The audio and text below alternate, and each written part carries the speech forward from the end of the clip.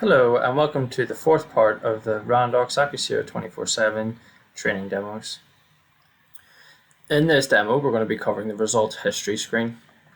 So the result history screen is useful because it gathers information on a QC test, including the rejected and warning and alerted values on a QC test over a specified date range. To begin, you start at the home page.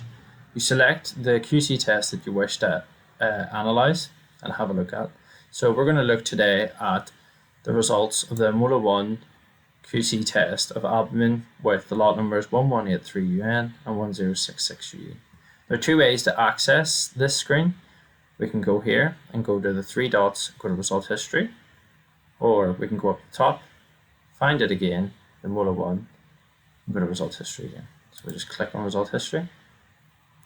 So on this screen, you can tell that we're all on the right screen now because we have the header result history at the top. It tells us the date from and to that we're looking at, the data within these ranges that we'll be looking at. And if we want to gather that data, we can simply click run.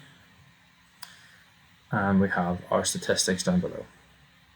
We can tell that this is the right test by the analyte details, the instrument that's used, and the performance limits that have been applied to this test, namely a 4.07 total level error and a bias of 1.43.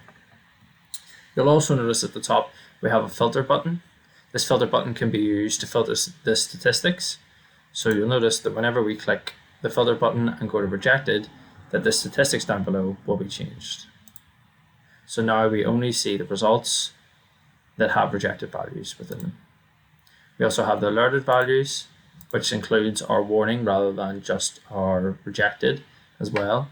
Unfortunately for this test, we actually don't have any warning values or manual status and our values that have had comments applied to them.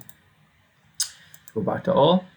If we would like to download this information, we simply click on the Excel button.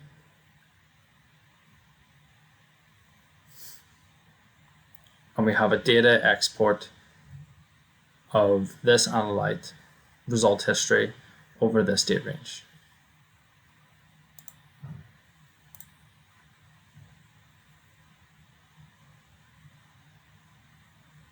And just look at this Excel file. So on this Excel file, it will tell us the name of the assay and the instrument. It will tell us the date and time of each result. The initials is the initials of the person who inputted the result, the lot number, the count of how many times that this lot was used, the mean of the result. This, if in the case of one count, it means one result.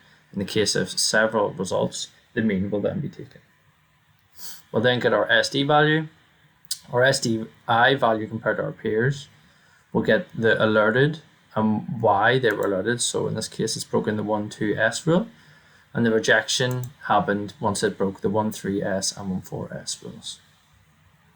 If we go further to the right, we'll find our lot 2. We have no rejections on our lot 2, and we have our lot 3, which have no values, and therefore they're empty.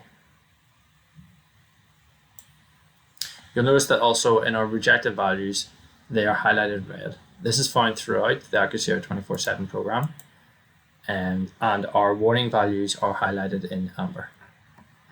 Okay, so let's return to our result history screen. By pressing this Excel button, I also generated statistics down below. These can now be viewed. In our statistics, we get our monthly and our cumulative for each lot.